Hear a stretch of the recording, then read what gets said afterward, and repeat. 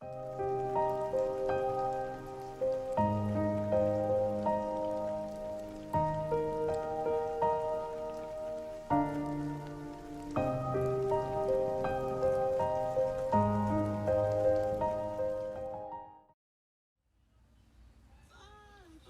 slammed his fist on the wall.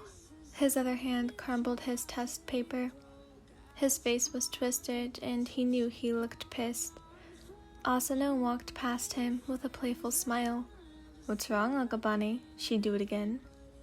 Karma unraveled his fist, then relaxed his face. He opened his eyes when he was ready to respond. "Don't know what you're so happy about." He was right. Asano was just as irritated by this girl as he was.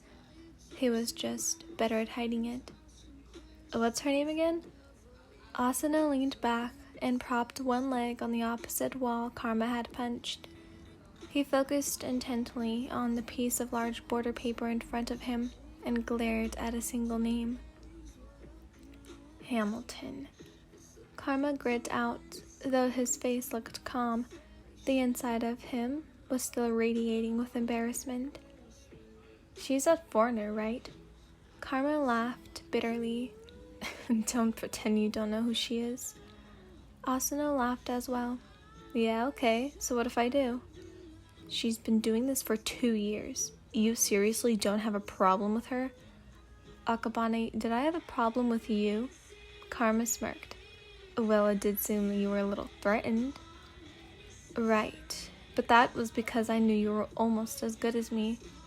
Again, Karma laughed, but this time it was a little more humorous. He walked toward Asano and clapped him on the back. "You always bring my mood up, Asano." "Is that a thank you I'm hearing, Akabane?" Karma began stalking off as he laughed. "Never in a million years, Asano." Asano leaned back on the wall again, crossing his arms this time. He sighed, kicked himself off the wall, then began walking back to class as he had tomorrow's work to begin studying. Karma walked down the halls, intent on going home right after and studying his heart out for the next test that was due in a few weeks. It wasn't like you always got the top spot on exams or tests, but it was very rare when you didn't. You kind of ruined the hierarchy made at the end of Akabane's and Asano's middle school years.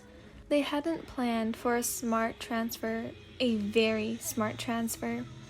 They thought they'd be competing with each other, that each other was going to be their biggest competition. Oh, how wrong they were proved when you showed up at Kunigagaoka High School's doorsteps. It's not as if the boys didn't try to beat you, Akabane specifically, but you've been stuck in the same class for 2 years. This year, making 3 your last. You were at your locker, unpacking a math textbook as you wanted to study on your walk home. Your parents had underestimated how well you did at school, so when they found out you'd applied for an overseas transfer, they were ecstatic. Not because you'd been gone for 3 years, but because you would be going to Japan, where you could not only develop your already well-maintained social skills at a prestigious high school, where college was almost guaranteed to the top students, but also because you could make strong connections that would help you in your future work. They were sad that you had to leave them, but they were happy all the same.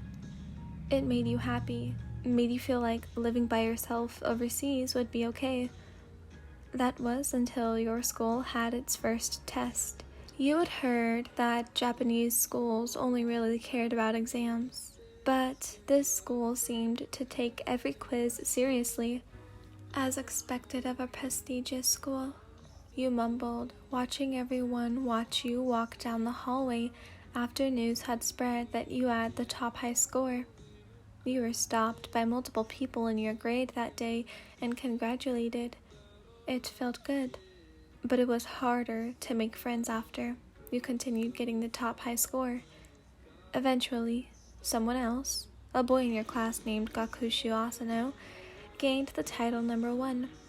You were happy for him and wanted to congratulate the boy, but never got the chance because he was always surrounded by groups that were way too intimidating for you to approach alone.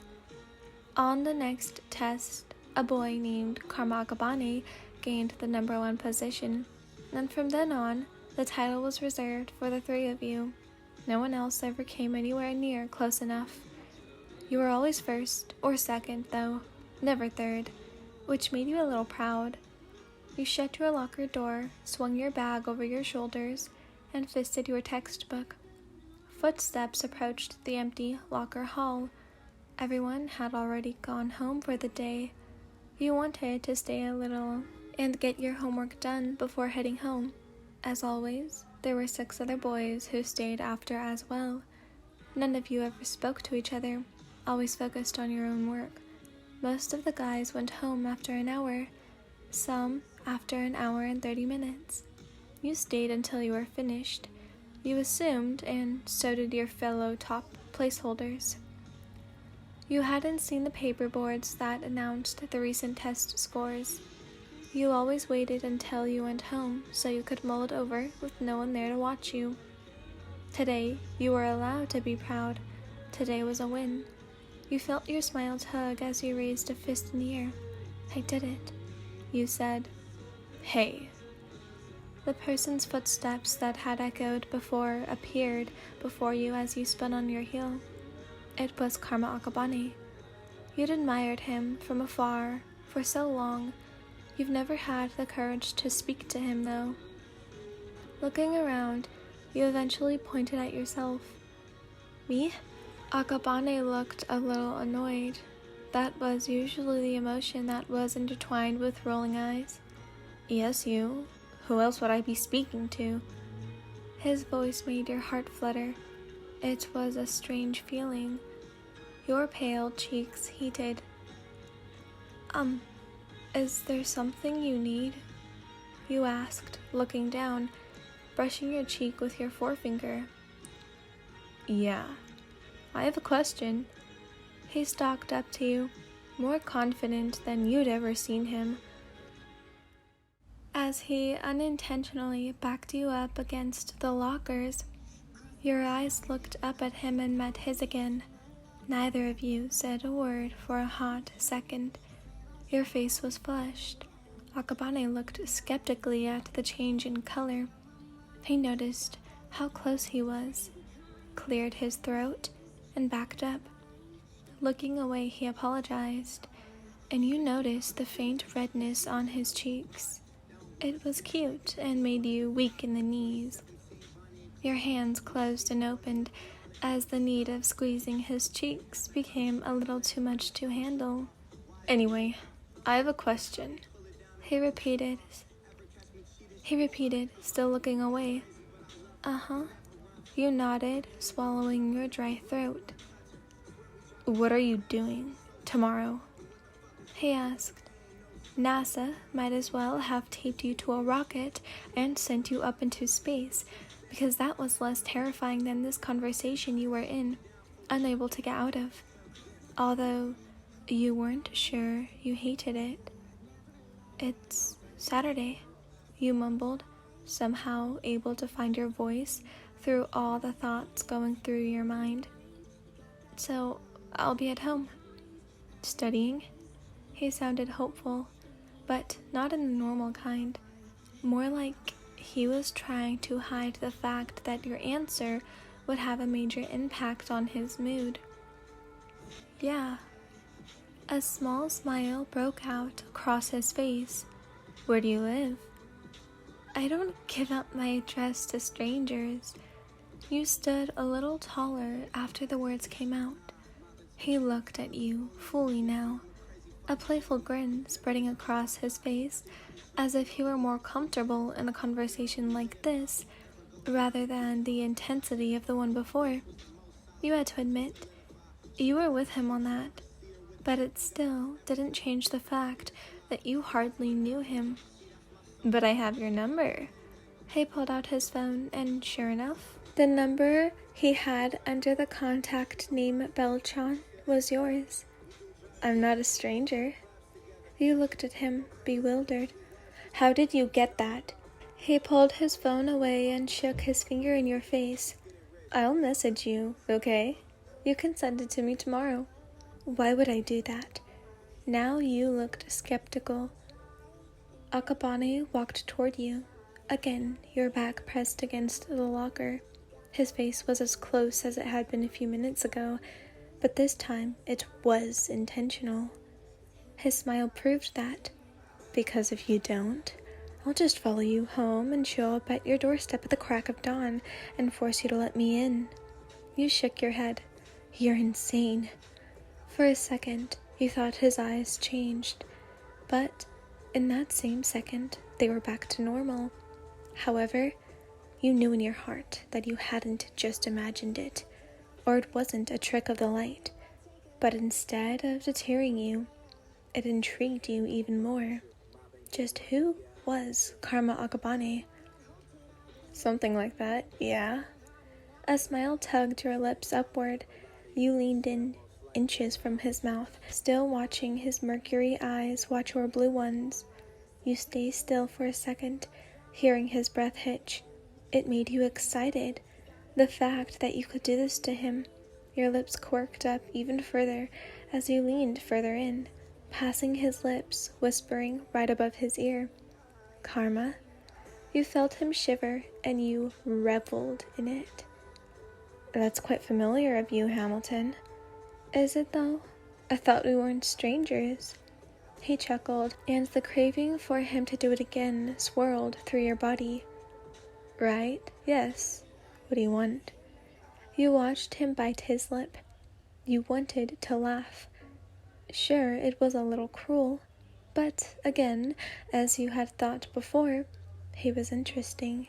You had the strong urge to say, you know what I want, but instead said, call me Belle. Belle? Belle. Oh, and Karma? Yes, Belle. You loved the way he said your name. It felt intimate. You're interesting. He moved back so that your eyes refocused on each other again. From an outsider's perspective, it looked like you were a couple hugging. That's why, when Asano walked into the locker hall, he was both amused and concerned. Akabane, Hamilton. Karma flushed. You did as well and let go of him. He backed away, a frown following his embarrassment. Again, you had that feeling of wanting to squeeze him, hold him, hug him. Your fingers twitched. This time you acted on your feelings. You grabbed Karma's hand and pulled him toward his locker. Asano? You nodded. Your confidence surprises me, Karma says, switching his shoes. I'm much more confident once you get to know me. You smile. Karma smirks, standing up and shutting his locker. I already know that. We're not strangers, remember? Ha ha. You mock laugh.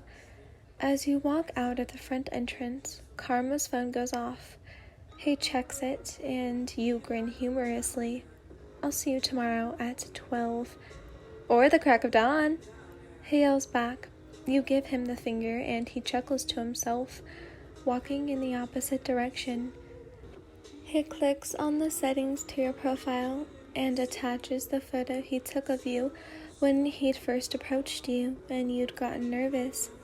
It was a photo he was planning on making fun of you for tomorrow, but for now, he only set it as your profile picture.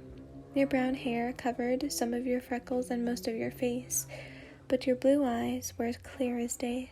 He admired them for a while, then suddenly wondered why he'd end up asking you to study together instead of how you cheated.